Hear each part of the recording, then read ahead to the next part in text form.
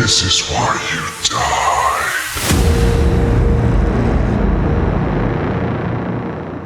Hello, everyone, and welcome to another ghastly episode of This Is Why You Died, a magical, whimsical adventure through a fantastic world of joy and intrigue, where the blood flows like wine in honor of our Dark Lord, and the screams of the damned ring in our ears like the singing of mice in a Disney cartoon. Joining me on this fanciful journey into film are Ryan RossLIVE and Dan Marcha Madness. I am Sir Ian Dangerous. Welcome to the show. How are you doing, boys? Good evening. What an illustrious intro today. Hi. I love that happened? one. Good to see you guys. That threw me off. That was Disney references and horror references. That was I great. feel like every show I try to like stun you guys into silence, and it. Yeah, I was very shocked. Well, that one felt like the beginning of a music video or something. Like that one felt like we were being whisked off on like a horror holiday movie. I loved that. I should maybe not try to like stun you guys into silence because this is a show where we have to talk, and so. Oh, this is an audio medium show? This is audio? I didn't realize. Yeah. People listen to this, Dan. Speaking of which, boys, how are you doing? What's going on? What's on your minds? Dan, why don't you go first? Ryan's still. What was Ryan's that? still What was that? stunned. Wow, what was that? What Dan, is he talking after about? you, please. How are you, Dan? I am good. I am we are past the dangers of the fire, and we are back into our crazy normal dystopian times. Yeah, we've moved past fires into mudslides here in LA now. Fires, yeah, mudslides. It's just it's a great world. We're living in the Biff timeline of Back to the Future Part 2. Frogs falling from the sky, cats and dogs living together, mass hysteria. I love it. I'm here for it. Where's the zombies? I can see where your mind is at, Mr. Marcha Madness. What about you, Ryan? I am doing well. I actually have a surprise for you guys today. What? I have a viewer submitted question. I was contacted and asked if we'd take questions. I said yes, absolutely. By your mom? Is it your mom? No. His mom wants nothing to do with us. Mrs. Ross Yeah, that's true. does not want anything to do with us. Frankly, my parents are not horror fans, so they haven't seen most of what we talk about. And also, I think that our language is probably a little illustrious for my parents' taste when I am one of the members using illustrious language. So, well said. Fair enough. Very well said. They've listened to a couple episodes, but I don't think that they're one of our dedicated, so to speak. But I have a question from one of our very active listeners who said, yes, that's awesome. I find in writing a certain level of obfuscation seems necessary for deeper meaning to feel earned, as opposed to pandering or preachy. Do you think that horror as a genre is so successful in its ability to have profound commentary because of its focus naturally obfuscating the subtext? Or is it just the attachment of the message to a universal and visceral emotion? Both? You're dedicated fan. Did this listener's comment / question come with a dictionary, or is it just my man's lexicon, my man or woman's lexicon here incredible. Is significant. Basically, he's to pare it down, so to speak. He's saying that he feels that in order to find deeper meaning, sometimes you have to obfuscate the message. Otherwise, you're going to come across too preachy. Does the spoonful of sugar make the medicine not valuable, essentially? And because horror kind of naturally can be esoteric and obfuscated and have kind of a disparate setup, does that allow it to have more of a profound commentary naturally, or is it more about the emotional and visceral nature of horror that causes it to be meaningful? I guess is. I got my opinion, but Dan, I'm gonna let you go first on this one. Okay, I don't know if I'm even answering the question because there was so many words in there where I was like, it's whoosh, and then video is me with words flying over my head. But I think what I would get from this is that I think the reason that what drew me to horror and what I love about horror is that you can attach hide so many different meanings and, kind of subtext and whatever sort of message you want to say about society, whatever sort of message you want to say about your own life experience, you can wrap it in the horror genre and get it across to a message that's very like kind of understandable and obtainable for a lot of people, but you're able to have a great commentary on a theme that is important to you that you want to express, that you're able to kind of put into this like visceral, exciting format to watch that like sucks you in. Titillating, but then when you really analyze it, you're like, oh, I understand now what they're saying. Like, yes, they're using zombies as this like monster, but the zombie is, speaking about this about society, just as like a very, kind of general message. But I guess that's what I'm saying is like, I think that horror is a perfect vehicle for getting very important and meaningful messages and analyzing things about the human experience in a very exciting and obtainable way for a mass audience. I think that's a pretty good answer. Yeah. Ryan, what do you think? Honestly, I think we kind of touched on it previously. I think, Ian, it was you who worded it as, because horror is able to shock viewers, like people are expecting it to kind of push their boundaries, you're able to put powerful messages that might normally be outside of what people expect behind a horror lens and have it delivered and received without, to, I guess, this comment being considered pandering or preachy. It doesn't feel shoehorned. You can naturally encapsulate it, to Dan's point, in such a way that it seems palatable. In terms of like whether it's due to the visceral nature of horror versus the kind of sometimes scattered and or I guess in this terms, obfuscated nature of horror, I don't know if either of those are necessary aspects, but I'm also the new one here. I think that more than anything, horror, like every other genre, is just trying to send a message through a story. It's just the fact that horror can cross much deeper lines than other genres can, because it's allowed to be shocking and you are allowed to kind of sit in that it's not quite offensive, but it's going to be out there, whereas that's kind of taboo in a lot of other genres. I think you hit it on the head, Ryan. I actually think the word is transgression.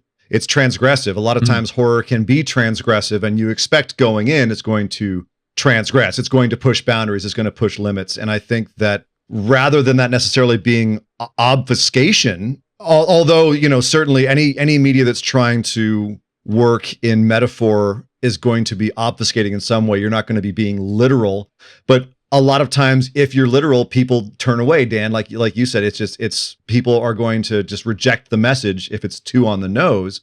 So you have to obfuscate a little bit. You have to be a little bit off of the exact point. You gotta be cheeky. You gotta be cheeky with it. Right. I mean, and we're looking this year, I think we've mentioned it like every damn show, but it is probably the biggest horror movie out there right now, the most talked about. That's The Substance. And Coralie Farjad, I just watched an interview with her the other day where she said there's no way I could have done this movie in any other genre but horror, because horror is the only genre where I could have expressed these emotions properly. And to add to that, I feel like to really get at truth, if you really want to express truth, you need to take off some of the boundaries that you have, because truth itself is violent. It can be violent. If you have a worldview, if you have a point of view, and that needs to be broken in order to create a new one, needs to be changed, it has to be done in arguably a violent way, or it can be done in a violent way, and horror is that. So is the obfuscation necessary? Is it standing in the way? I think it's possibly both, but I think that either way, I think horror is a great medium for those messages to get out. I actually think The Substance is probably what prompted the question based off of the timing of when I received it and our episode release. So I think that our episode about The Substance might have, the fact that came full circle is poetic. It's the first one I thought of, because it's the one that we watched most recently that has the most on the nose message. As much as and it's funny how many people just didn't get it. There's nothing going on in The Substance. It's a movie about nothing, and it's like, what movie did you watch? I saw a headline, and I don't remember. I'm completely quoting from memory and paraphrasing here, but there was some quote about like some celebrity commented on the nonsensical substance or something, and I was like, nonsensical? Like, what? You're not paying enough attention. Do we have a name for this listener that asked the question, Ryan? Yeah, so I don't know if they want to be referred to by their like actual name, so I'll just use their screen name. Let's do a screen name. Sefune was their screen name. Mifune? Sefune, Sephune. Sefune. Nice. Sefune. All right. Nice. Well, thank you. Sephiroth. That was a great question. Toshiro Mifune, I'll take it. It's a fantastic question. Very heavy hitting. Let's go with more of those. We'll talk heavy horror stuff all day, but it's actually also a very appropriate question for the movie that we are discussing today. Here on this podcast, we draw prompts out of our individual receptacles, and these words then lead us to pick movies that we make each other watch, and then we come back here and discuss them for all of you. This episode, it is Ryan's turn. Oh, Ryan, would you like to tell everyone what your prompt was and what movie we're going to watch as a result? And it wasn't The Fly. It wasn't The Fly. So I drew David Cronenberg, who is a director. Yes, he is. He is a director. He is a director. Of whose movies I had seen none of. And so, due to a quick Google search and a very helpful Reddit thread, the most upvoted David Cronenberg movie of what was your favorite Cronenberg movie with the most upvotes was Videodrome. And so we watched Videodrome. Great choice. Great choice. Nice. Debatable. We'll get into that. Already Good. right at the Okay. top. Okay. Good I like preview of Ryan's reaction right there. Love that. So, all right. So today we are doing David Cronenberg's Videodrome. Now is the time on the show, of course, where we say spoiler alert. Spoilers. Bam, bam, bam. Look out. Going ahead, there will be deep spoilers for a 1983 movie, which if you haven't seen it by now, then sorry, we're going to spoil the shit out of this movie. But it's on you. We warned you, and now's your opportunity to bail. Yeah, not like there's anything in this movie that makes so much sense that you're going to be like, well, geez, now I can't watch the movie because they told me that James Woods had a stomach vagina, so I can't watch this now. So Videodrome. Which, spoiler alert, he does. He does. Right. Spoiler alert, he does. We're past the spoiler point. If you didn't know that James Woods has a stomach vagina by now you know. So Videodrome from 1983, David Cronenberg. Goodness gracious. Ryan, what a way to jump feet first into the deep end of the David Cronenberg pool. So now also it came to our attention on the last show when we were picking this film that this is also Dan's first time seeing this movie. My first time, yeah. Wow. I know, surprisingly, yeah, I know. There's so many, I feel like this like my second or third time being like an embarrassed horror fan that I haven't seen kind of these classic horror movies. But yes, I haven't seen Videodrome, but so I was excited to watch it. But now you have. Don't be embarrassed because you get to you make me feel better. I love it when I have company on the show that hasn't seen the movie. Okay, good. And I'm not alone. Yeah, you're with me this time. Hey, you and I both hadn't seen Host, Ryan, so that was a true. Exactly. True. It's great. I genuinely love it when I'm not the only one who hasn't seen the movie. Well, here we are. You are in good company. Dan has not seen it either. However, because you picked it, we're going to go to you first and get initial impressions of Videodrome. I can tell from it looks your negative face, already. He has some deep thoughts on this very, very bizarre movie. So Ryan, the floor is yours. What did you think? Your first experience with David Cronenberg, Videodrome. I regret my decision. Wow. So here's the thing. No. I get the themes of the movie. Like, I don't think that the themes are terribly subtle. I think that there are times where they're intentionally esoteric, but I don't think that they're that veiled. And essentially, my takeaway from this movie was Video Killed the Radio Star, the horror movie. This felt like this, and I'm not sure of the timing of tech here, and maybe you guys can help me out here, but this felt actually like it probably belonged with Dan's technology prompt of this felt at like a we are entering the world of VHS, of media entering people's homes. People are going to be spending more time in front of their televisions and being able to access media of their choice whenever they want, repeated ad nauseum, and a sort of response of fear to the potential of a world in which that exists, as well as the kind of ever-living commentary of like the young people are getting sexed up and they're getting into drugs and violence and they're a threat to society, and like all of that kind of condensed into this metaphoric, like we're pushing society beyond its previous limits and we don't know what darkness will unfold, condensed into this weird manifestation of a movie. And all of that is fine, and I can get behind all of it. I think my complaint is that, and I think intentionally so, it was excessive in a variety of ways and uncomfortable in a variety of ways. And I think that like at certain points you're just like, what the fuck am I watching?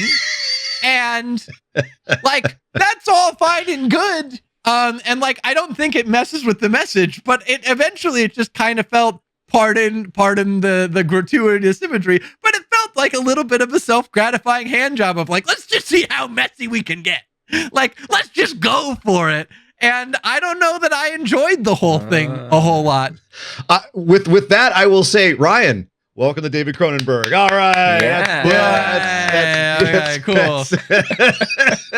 Sounds like this will be the only one I'm interested in. Oh, man. No, all right. So you had a negative reaction to Videodrome. So let me I want to just make sure I'm hearing this right. You felt like he was on the nose, perhaps too on the nose, and then went too over the top in expressing it.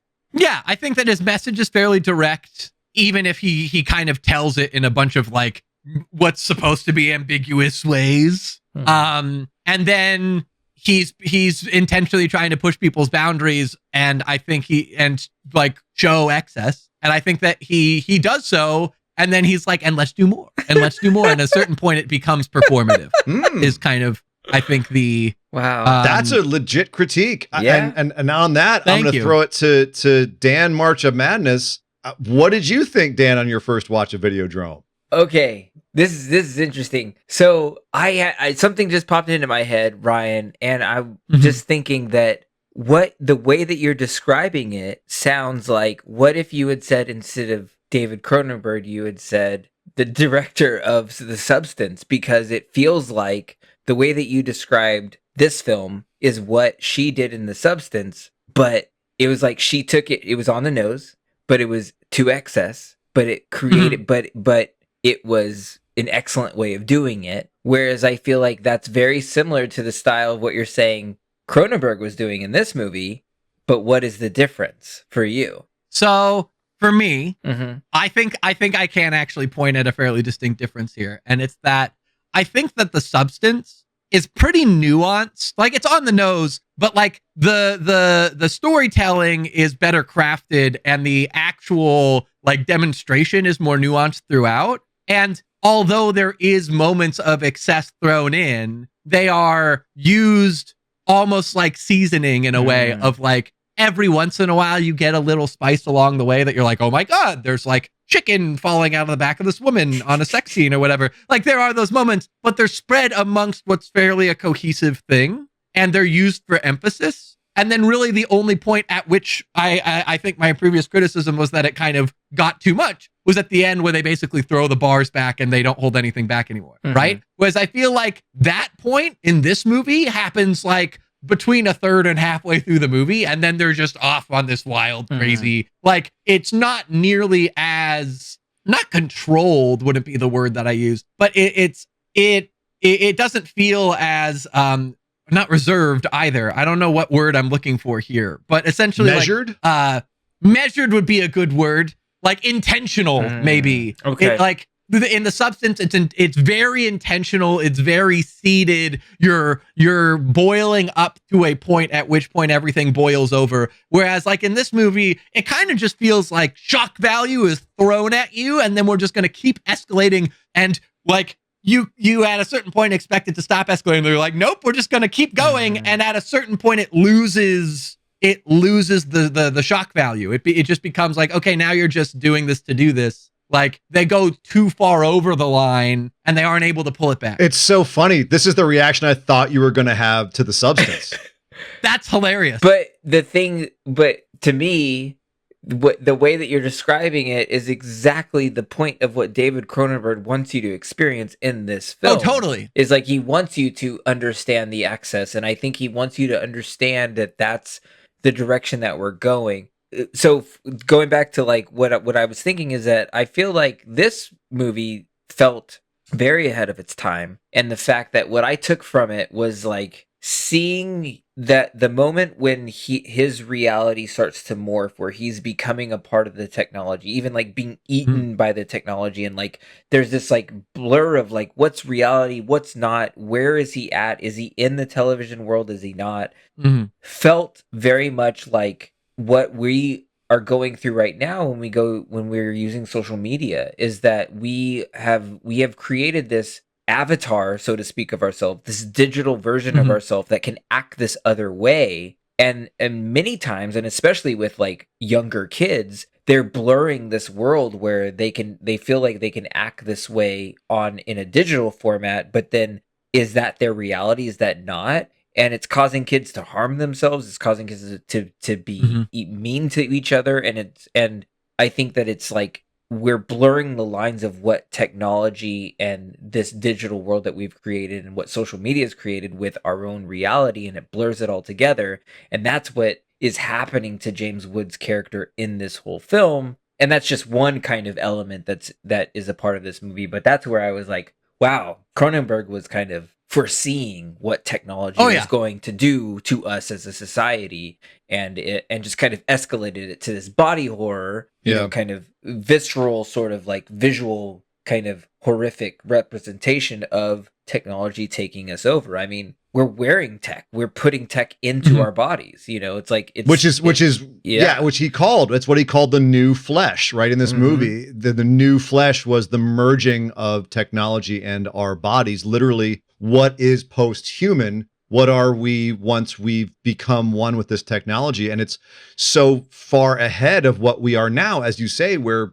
we live so much of our lives online, outside of our bodies, as these avatars, as these other versions of ourselves. Are we even still ourselves? It's become so much more of a violent separation between our physical bodies and our personas as they've been, you know, thrown out into the world. Whereas this was strictly about the information coming into us. It wasn't about necessarily our external interaction beyond just our living rooms. And that's why I think it is massively ahead of its time too. And on that point, this movie was based, Cronenberg went to the University of Toronto, I believe.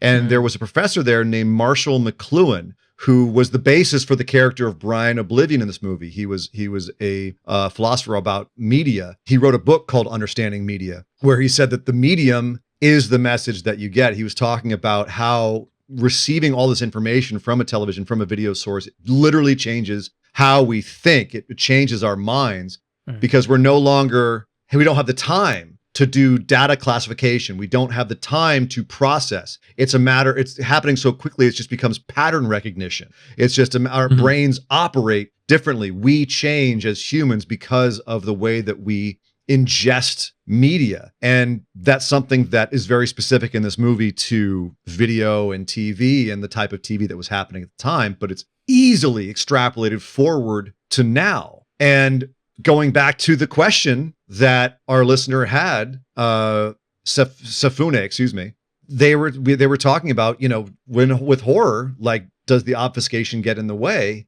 Well, this is an example of the truth being violent. This is an example of David Cronenberg using this violence of imagery, this violence of metaphor to express how he feels our bodies are being essentially violated by this new way of processing information and this new way of interacting with technology and with each other.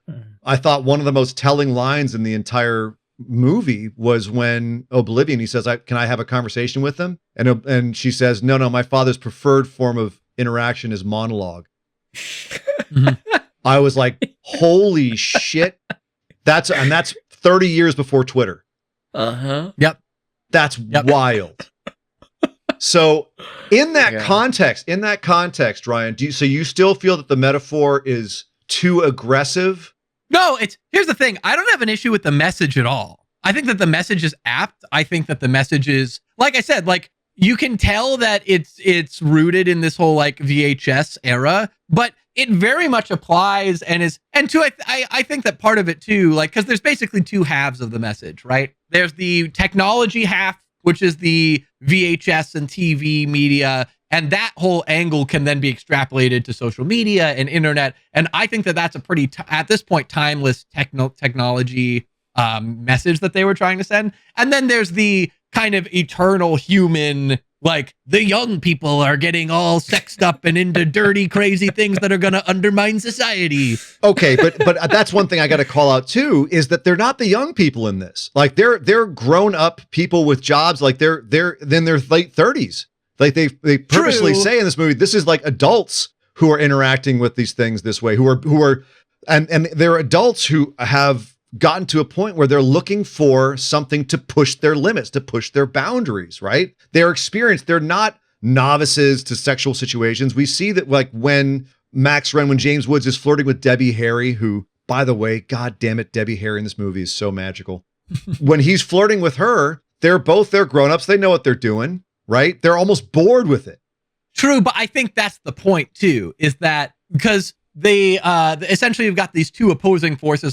It almost feels like a little Dark Souls-y in terms of you've got this company that you've got this company that comes in. I don't remember the name of the company, but it's the optic, the one that's like that basically like trains him to be the assassin with the brain device. Spectacular Optical Corporation. Correct. Spectacular. Yeah. So they are coming at it of like, we have this broadcast that's preying on those who are into like it's almost like this commentary of like these lazy porn addicted adults that are like this scourge on society. We're going to put this tumor in their brain and convert them because they are no longer contributing in a way that we deem worthy or necessary of society. They are a drain. And so we are appealing to them with this thing that we know they want so that we can then corrupt them and remove them or kill them or whatever the kind of thing is there. And then there's this like church of the TV, this kind of redemptive, like almost religious sect of like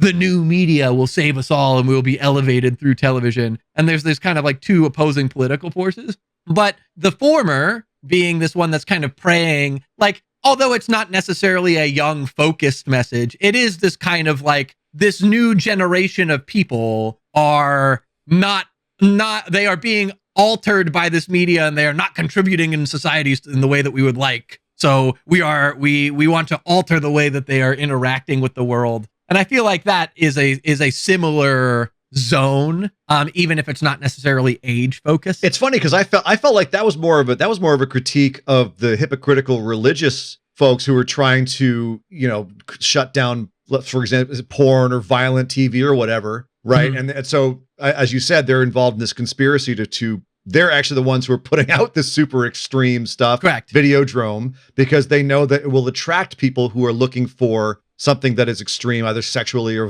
violence-wise, and it will kill them. And so they'll take them out of society, but they're actually the ones that are purveying it. And at the same time, when the leader, Barry Convex, I think his name was, when he ultimately dies, when James Woods shoots him, he explodes and turns out he's the one full of tumors. He's a giant mass of tumors. He's more full. Okay. He's more full of this shit than anybody. That was one thing that I didn't. That was a kind of question mark for me. So I'm glad you clarified that. Yeah, because that's, to me, it wasn't as straightforward as all that. To me, I felt like there was a lot of layers and nuance because I don't think Cronenberg's giving us any concrete answers to the problem here. He's saying, look at all these problems that we have, and there's not really a solution. I mean, the end, it's what the solution is: oblivion, nihilism, give in to the fact that this is just going to happen. Which is how I took the that's the thing. It's like, I agree with the overarching message. I think all the angles are accurate. I just didn't enjoy it. That's like, I don't think the message is bad. I think the message is clear, and I think that it's poignant. I just think the execution was something I didn't enjoy. Although, speaking of that scene where they shoot the leader of Spectacular, I felt like, I don't know if this was intentional, but felt very Gatsby parallel of the eyeglasses behind him, and like the imagery of the eyes looking forward as he's shot in front of these big How spectacles. very erudite of you. That's a very interesting parallel to pull there. Well, it was. There's not very often that you get two giant eyeballs staring at someone being shot, and that's such a poignant part of that story. Than to have that be paralleled here with a very kind of different angle. But also, to be fair, that story is new money, old money warfare, and now we've got new media, old media warfare. So there are parallels there. I don't know if it was intentional. I had never thought of that particular angle, but that's another cool angle in Videodrome. But Dan, I want to hear from you too. What did you? So Ryan he appreciates the message, but did not enjoy the movie. What about you? Did you get the message? Did you appreciate it? Did you enjoy it? I'm leaning towards Ryan too. I didn't fully love the experience of it. I think I really enjoyed the setup, but once it started getting, once it started just getting kind of with the mix of the body horror and what's reality, what's not, and all that, and it just, I don't know. I guess maybe that I just didn't connect with it as well once it got to that point. But what I really did love was the idea of this hidden signal that you only got a minute or two of this weird thing that that people wanted to watch. I liked that setup, and then it it kind of went into other directions. So it's not that I liked what was going on in it, but I think it is just I didn't like the characters enough, and I didn't really care. I didn't like James Woods at all, so it's not like I was rooting for somebody, but I enjoyed the message that Cronenberg was giving, and I think I was pleasantly surprised with what the movie was actually saying, because again, it's a very iconic horror movie. So when you watch those top 50 moments from horror movies, the scene with James Woods in the television is always kind of in these lists. So I had known of this Out movie. of curiosity, which scene with the television? We're talking about the one where he's bulges with and he his puts bulges and he puts his face Classic. into it. Yeah, that's Classic. That's the scene. That's the It bit. breathes. The one. Yeah, and I mean that looked great, and I loved all that. So it's I enjoyed what was happening. I think it's just it had so much 80s sleaze in it that that part that style of 80s movies is just I don't really connect with. So I think that's what is the reason why. It's just that's just not for me. But I was definitely pleasantly surprised, because I think it was definitely elevated more than I thought it was going to be. Which I should be surprised. It's freaking Cronenberg. I don't know why I thought it. Yeah, it's Cronenberg. It's Cronenberg. And as you said, the special effects were particularly great because you had Rick Baker, fresh off of American Werewolf in London, doing this movie, all the cool ass effects of it. And Cronenberg himself he felt this movie was so important. He turned down directing Return of the Jedi to direct this movie. He would have made it so much better. Would he? What? I don't know. What? Maybe the Ewoks would have been crazy looking. Ryan, this was the era where they were giving weird visionary horror movie directors big sci-fi movies. If you ever saw the original Dune, that was David Lynch. That they somehow gave that one to. I did hear about that. I've heard about it. Well, yeah, I've never seen the original. I've seen, actually, the most I've seen of the original is I saw there's a very interesting YouTube video of the special effects artist from the current Dune watching back the old Dune. That's great. And talking about not only how the effects were done, but what they drew and whatever. That's a fascinating video. But no, I've never seen This is the moment where I do my typical thing and say everyone should go watch Jodorowsky's Dune because holy shit, what a documentary. But we're off on a tangent here.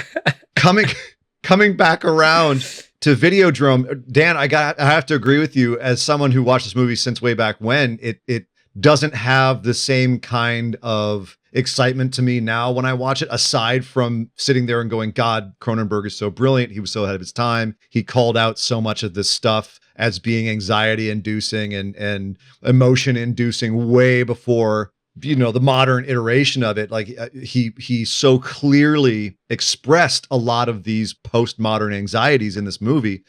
But so for those of you who are new to the show, the three of us differ by about a decade each. We got the Goldilocks, if you will, of ages here on the show. I'm of the older generation. I remember when James Woods was cool and what he thought he was cool. he thought he was a good actor way before we all found out that he was a complete fucking scumbag, a febophile piece of shit, allegedly. He was cool when he did Hercules.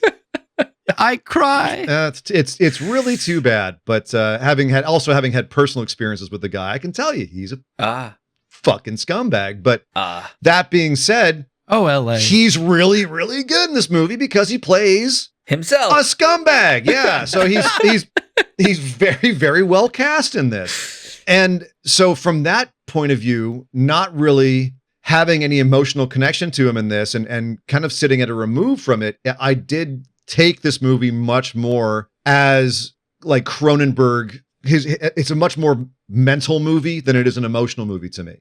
And so from that perspective, I didn't get invested in a lot of it. And I think I'm past being shocked by it. I was shocked when I first saw it 30 plus years ago, but I'm past being shocked by it now. So instead, all I see from this movie is message. All I see from this movie is themes and David Cronenberg, what Cronenberg is trying to say with it. And on that very much cerebral point of view, I really enjoy this movie because it is, I think, one of his most clear movies. And not just, I mean, because he has other movies that are very plain what he's trying to say, but so many of them are very clearly personal misanthropic screeds, like Rabid and The Brood, which are just him being. What is the okay? Normally I can follow you, but what is the word screed? Oh, it's just like a story. Like he's writing out a philosophical treatise on something, right? So like he's preaching. He's preaching. That's a great, yeah. A screed is a preachy writing. So yeah, it's like with The Brood, that was one where he was really mad at his ex-wife. And if you go into that movie knowing that he was really mad at his ex-wife, you can't ever unsee it because you're like, damn, dude, you are really, really mad at this woman and what she's putting you through. But this movie, I feel, it was much more, he was looking at society. He was looking at a very specific point of view when it came to media. And I feel like his talents were really focused on that. And I don't know, Ryan, I can understand, boys, why it didn't connect. It's definitely a very off-putting movie, and Cronenberg is a very off-putting director.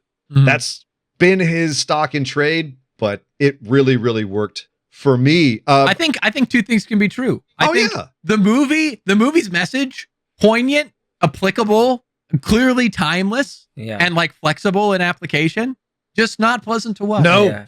No. I think it also, I was very much drawn to like, oh, this felt like a commentary on torture porn before torture porn was even a thing. Oh yeah. Like there was the elements of where I was like, this would be in Hostel. These scenes would be in Hostel. These scenes would be in a Saw movie. Like seeing people being tortured and then wondering if it's real, and then also like questioning yourself, like, am I enjoying watching this? Like that was the whole theme of like these Hostel and Saw movies, like underlying theme of like, why are you enjoying watching this torture happening? And so I thought that was really cool to see Cronenberg kind of bring this up. It's like, wow, this is going to be a genre in the horror genre, like in like, 20 years. It didn't even take that long. Faces of Death was in that era, right? So Ryan, do you remember Faces of Death at all? You ever heard of it? Not a clue what you're talking about. So Faces of Death was kind of an underground, tape traded most of the time. Right. Movie / sequence of it was basically Videodrome. You had a bunch of just the most horrific shit you can imagine, killing animals and what looked like snuff films, even though most I think was all found to be fake later.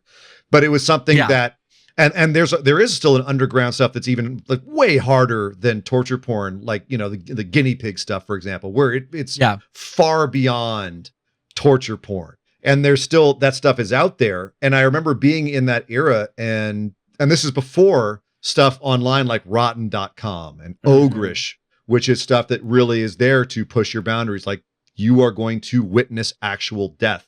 And Videodrome came kind of after the beginning of that stuff, but not too far after. Like, it was talking about real stuff that happened. But him, as you said, Dan, him finding this stuff on the airwaves. And he's like, where is it coming from? Well, we think it's coming from Malaysia. That's kind of, it's very prophetic for the dark web. It's very prophetic for some of these websites where LiveLeak, for example, where they will post videos of people getting murdered and dying and car accidents and just the most horrific shit that you can imagine. And lots of people go to these sites and watch them. And now they're not even specific sites. It's all over now. You can go to Reddit. Reddit's got a subreddit where you literally called Watch People Die, I think. Jeez. And it's, you know, that's where we're at now, where it's not like you're having to get your brilliant hacker friend to pick up and decode a signal from Malaysia. It's at the click of a button 40 years later. And that's how prescient this is he's looking at people and their interest and their curiosity in that. And it's not the only time he touched on it. He also did it in Crash, his movie Crash, people that are obsessed with horrific things. Not the one that won the Oscars, Ryan. Previous one. No, much. I don't know either. Oh, so. there you go. It's okay. You're not really missing out on either one, but but it's not an uncommon topic for him. But it is very uncomfortable, and I don't think if this was a movie that the average person could go into and be like, oh yeah, it was a good movie, it wouldn't be the movie that it is. I think it should be difficult. I think it should be off-putting. It should make people go, I get the message, but I don't like the movie. Yeah, that's fair. I think that there is a world in which you could do like how would I say, almost like the haunting message with a more, I guess, palatable casing of like, if it was a movie that you enjoyed but stuck with you, of like, oh, like, but what if, and like you're thinking about the implications. It seems like that's not Cronenberg's style. So it seems like that's not a world in which this would exist from his delivery. But yeah, it's like, I think it not only is it just like, it pushes it really, really far and then just keeps going, but also I think it gets really messy at the end. I think that you start to branch out of kind of this technology take of like, this is how technology is going to affect people, and this is the things that we need to be concerned about. And it starts to do this kind of like culty, like he's corrupted by the one organization and goes to kill the daughter of Dr. Oblivion, but then the daughter of Dr. Oblivion cleanses him by having him shoot himself in the stomach and undo the corruption that was from the first cult. And now he's a champion paladin of this new order of the new media and goes to then murder the people who corrupted him in the first place. And it gets really funky. And I don't know how much of that is really that relevant to his messages. I think that they still tie in terms of like, I guess, how easily people can be influenced once they're in that system, and how it can change your mind, how media can warp you and make you lose touch with what is actually real. What am I actually doing or fighting for? And Cronenberg even said in an interview, he says, I think hallucinations you shouldn't shoot it and tell the audience when it's happening, because to your characters, they can't tell the difference. So hallucinations should look real. I don't want hallucinations to look any different from reality. Yeah, I did think that angle was cool. It's just like, also, I think another good example is the gun hand. Yeah, oh yeah. Like, the gun hand is cool, and like the initial shot of it, like embedding itself in his arm is cool, and then like it just progressively becomes like this messier knot and bigger, uglier, cancerous thing. Like, growth almost. Yeah, you could have just kept it for the most part just like an ingrown gun and gotten the same message. And like, yeah, I like, there's, to your point, a metaphor about like it becomes the deeper entrenched and more modeled and all this stuff. But like, is that necessary to the point? I don't know. It's funny, slight tangent. That shot that you talked about where the gun starts embedding itself in his hand, I hadn't seen this movie in a few years, and I forgot that shot of the gun melding into his hand.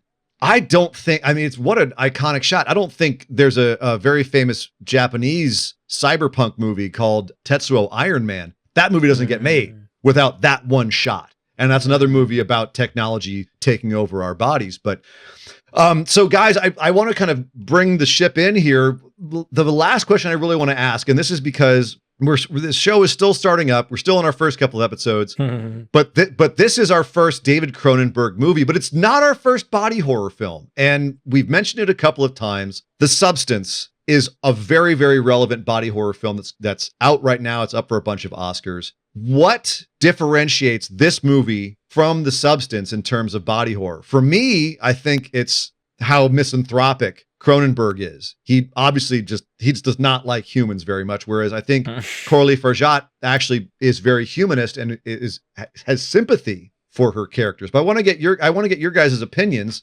because The Substance is fairly recent in our memories, and it's a very Cronenbergian movie.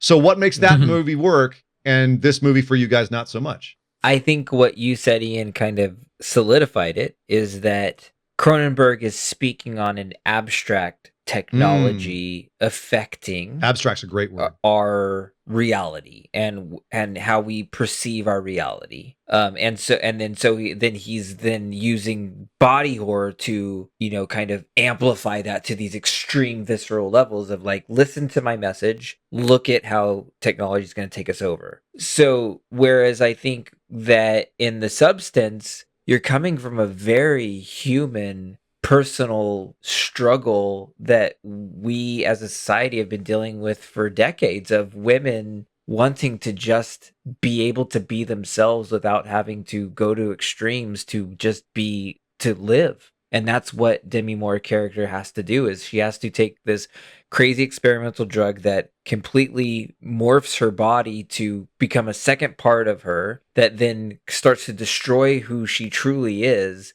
And it's it hits you because either A, you're a woman watching this movie, or B, you're a man that knows a woman. It's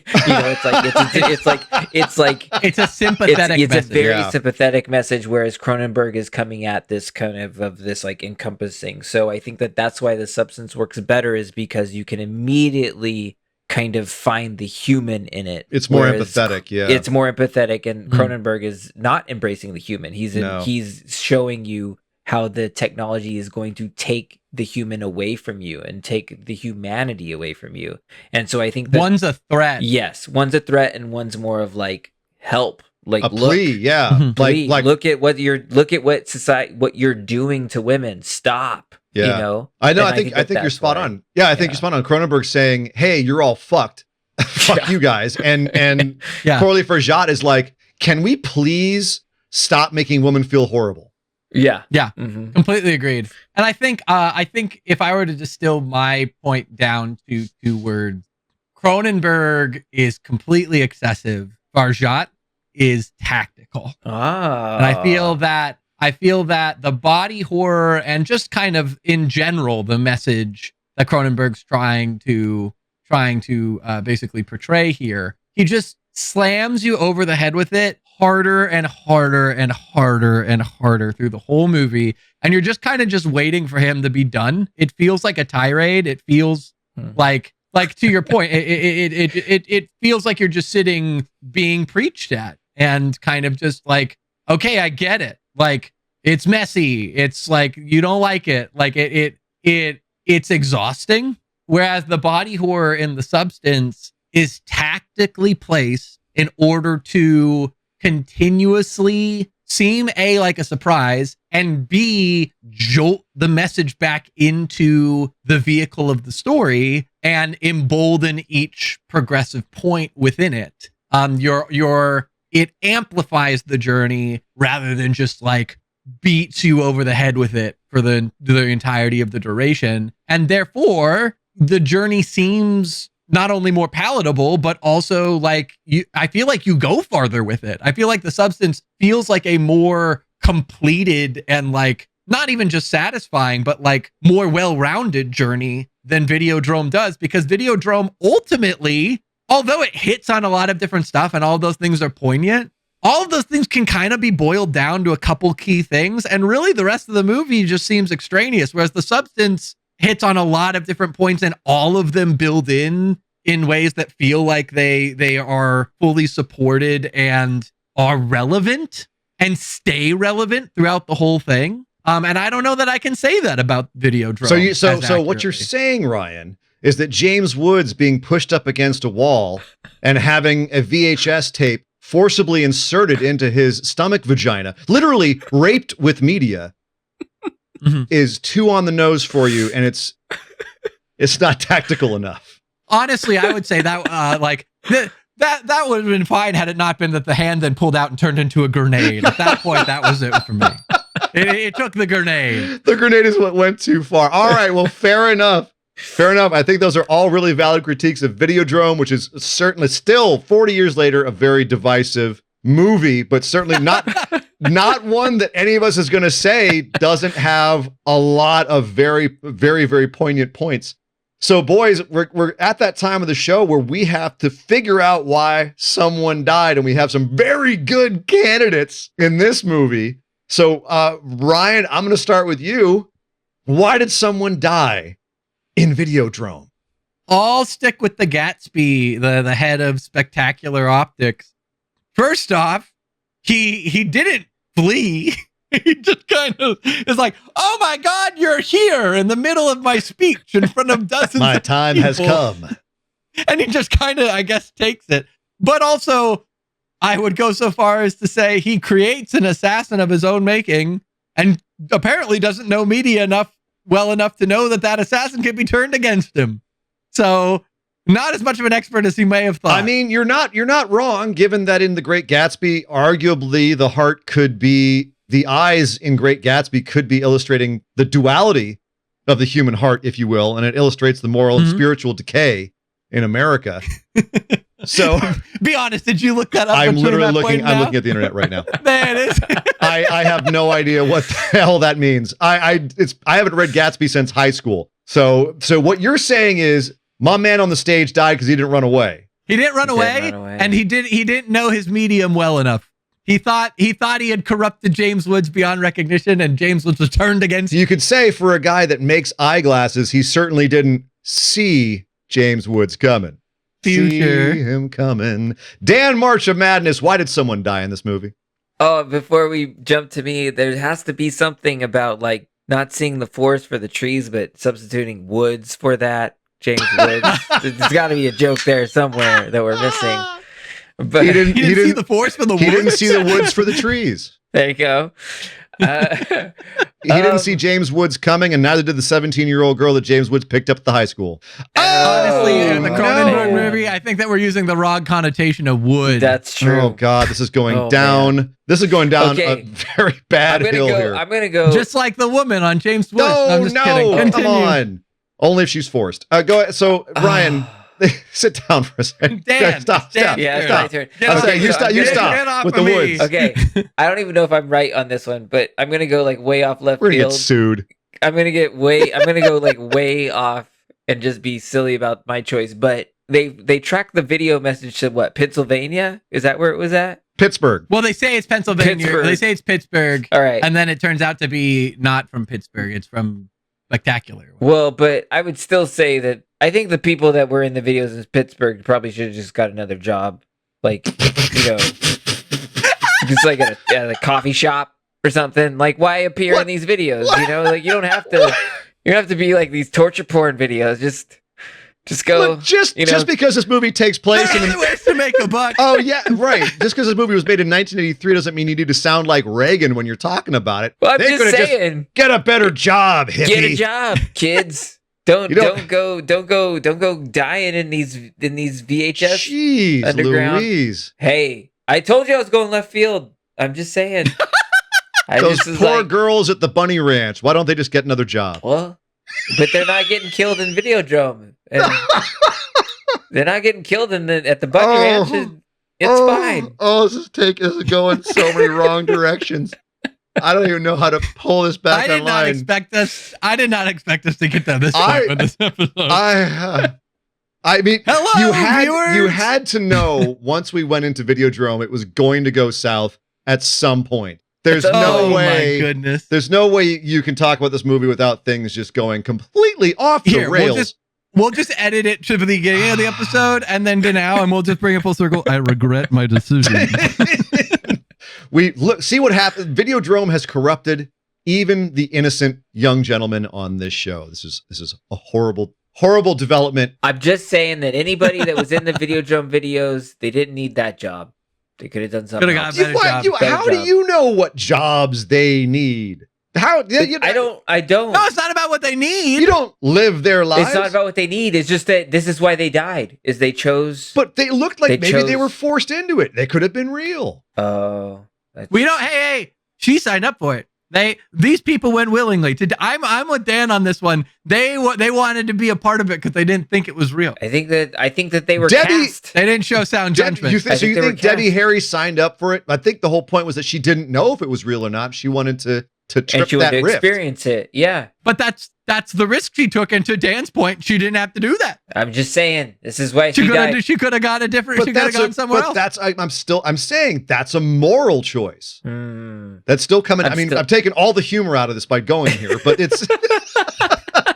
I'm killing the joke entirely, but it's true. Like let's really quickly, because that's the thing is Debbie Harry was making. That's the kind of one of the points of the movie is that she was making that moral choice where she was saying, yeah, I might die, but I want to experience that extreme. I'm so far gone.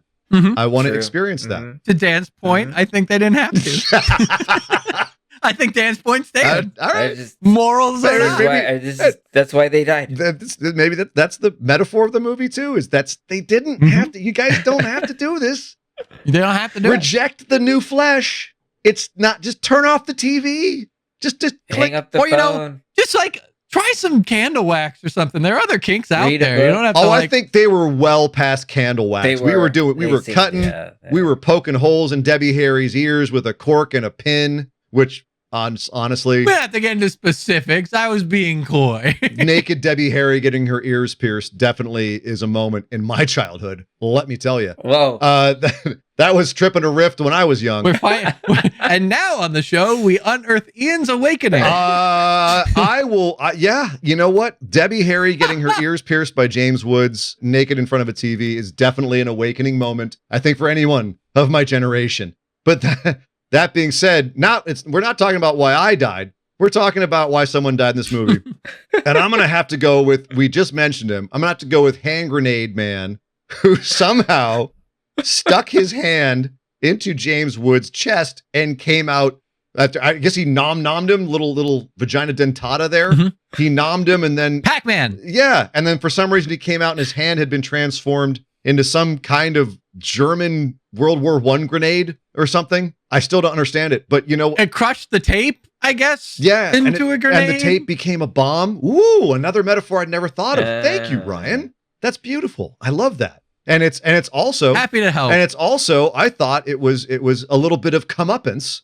How dare you put your violence into this man? How dare you rape him with media, if you will? What you get is you reap your own whirlwind, my friend, as you explode against a wall. That's still one of my favorite deaths in the entire movie, is him just sitting there going, looking at his grenade hand. I just like the fact that it blasted the wall open like the Kool-Aid Man, and then James Woods just like struts through it. All 80s action movie. Oh yeah.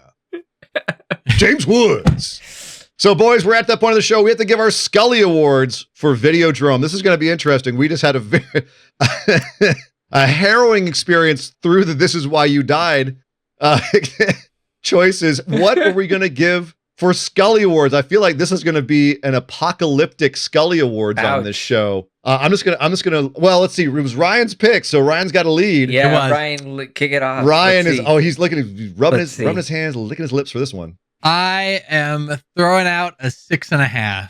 That's higher than I thought. That's higher than I thought. That's higher than I suspected too. Here's the deal. It's essentially a mid D. The movie. I think the movie sucked. I think that it wasn't very. I didn't enjoy it. But I think that its messages are poignant. I think that it says a lot that's accurate.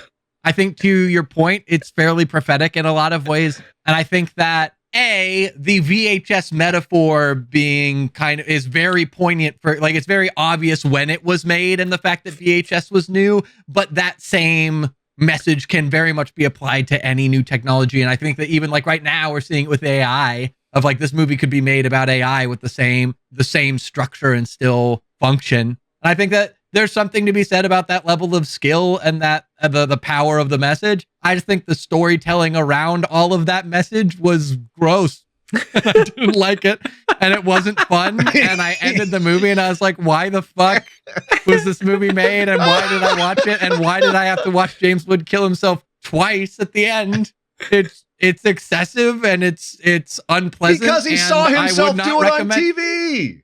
I would not recommend it to anyone who has interest in their time or values it. But you still gave it a 6.5. It's got a poignant message. All right. You still gave it a 6.5. It passes. In terms of a story, it has a functional message. It passes, but barely. Wow. All right. Ryan RossLIVE being very generous despite a scathing review. Yeah. Wow. Dan, what? So you also had some negative critiques of the movie. I did, I'm going lower than Ryan, which is surprising because I was set at a 6. Well, you tend to go fairly low in general. I do, but it's because actually, I tend to be statistically, I'm the lowest grader of the group. Are you? But I feel like I've been very forgiving lately, and as the show goes on, I think okay, maybe I should kind of round this out. Okay.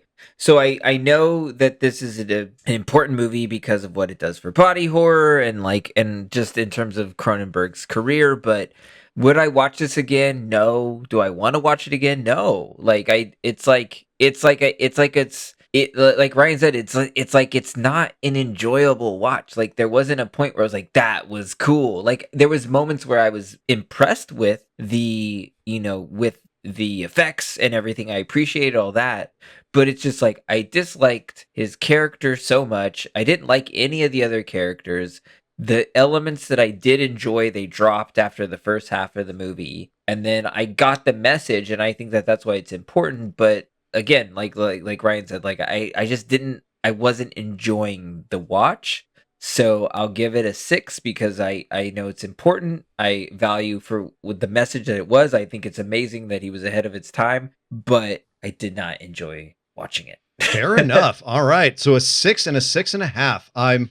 I have to say I am not surprised, and I can't disagree with you guys at all, other than the fact that I enjoy this movie. I actually do enjoy watching this movie. I actually think it's funny as hell. I laugh my ass off when I watch it, and I'm at the point where my problem is I probably am more misanthropic than is healthy. So a lot of this movie very much connects with me. And well, you're just a sick, twisted man. Why? We all know this. Thank you, Ryan. That's so sweet of you.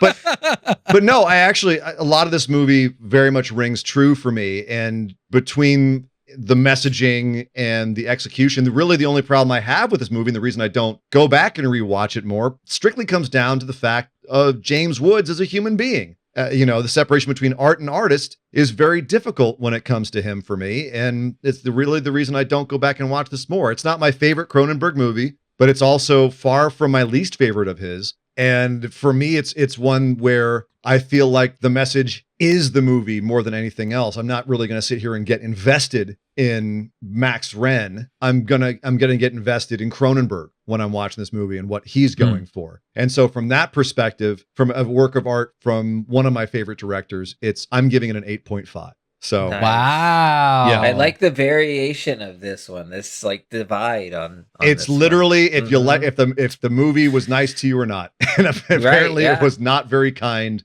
to both of you gentlemen, and there's nothing wrong with that. I completely understand. It's a very off-putting movie.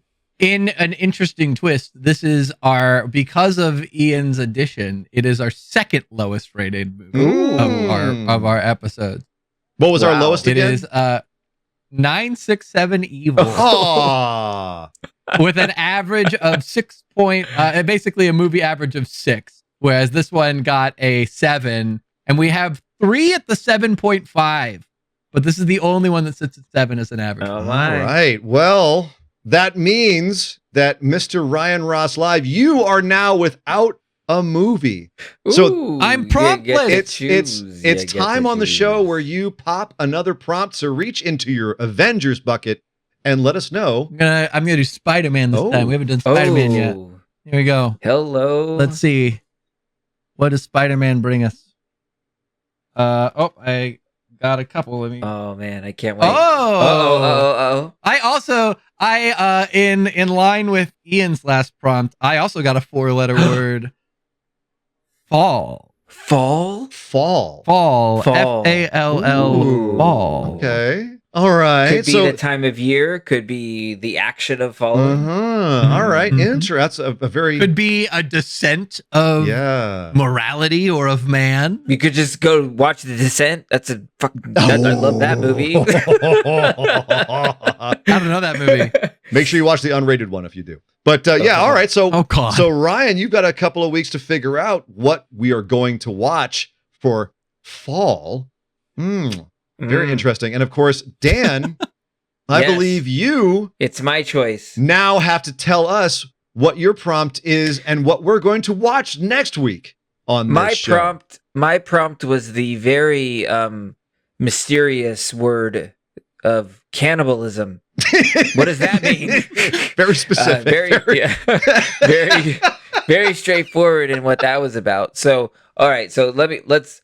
You know me. I love to tell stories. Not a lot of nuance. Not a lot of nuance there. I love to tell stories. So let's tell a story. But I almost recommended a movie from another French female director because I was like, oh, let's keep going this direction. Ian, can you remind me of the name? Is it from the French New Extremity? Yes, almost from that world. But see, look, we said that phrase. But the movie was called Raw. Movie's called Raw. Yes.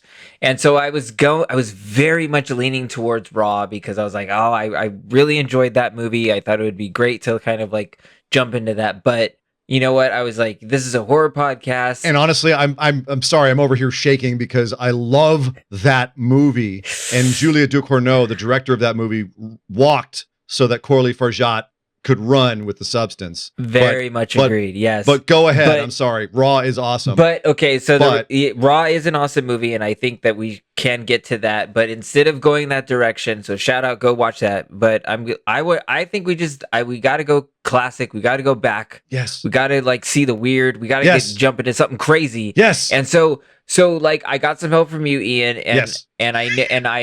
I haven't seen a lot of the cannibal movies, and so we could have gone easy and gone Cannibal Holocaust, which I had not seen, but we're going even crazier, supposedly, and we're going to see Cannibal, what's it? Cannibal Ferox? Yes.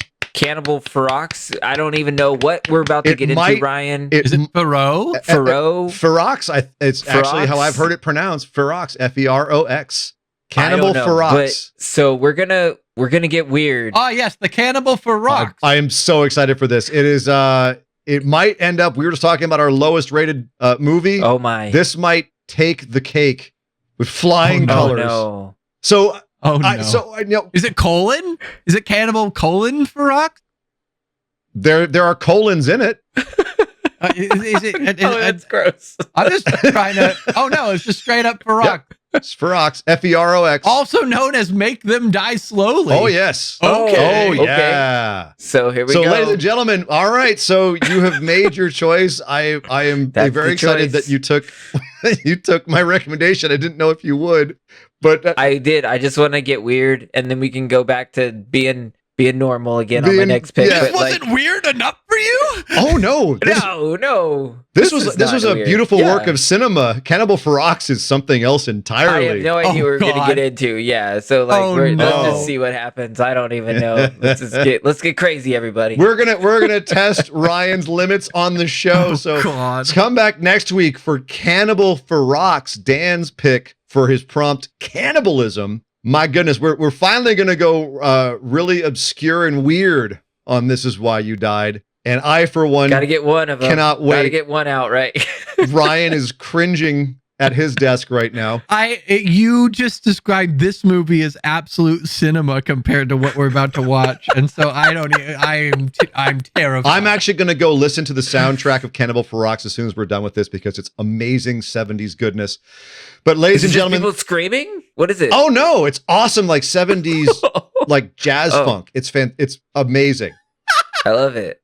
Oh, you'll see. My favorite Cannibal music. You'll see. It's incredible. So, ladies and gentlemen, nothing better than 70s funk and eating flesh. My favorite thing to eat people too. The perfect combination. So come back next week, ladies and gentlemen. We're going to watch Cannibal Ferox, come back and talk about it with you. Thank you for joining us right here where we discussed Videodrome. But for Ryan Ross Live, for Dan Marcha Madness, I am Sir Ian Dangerous. Thank you for joining us right here on This is why you die.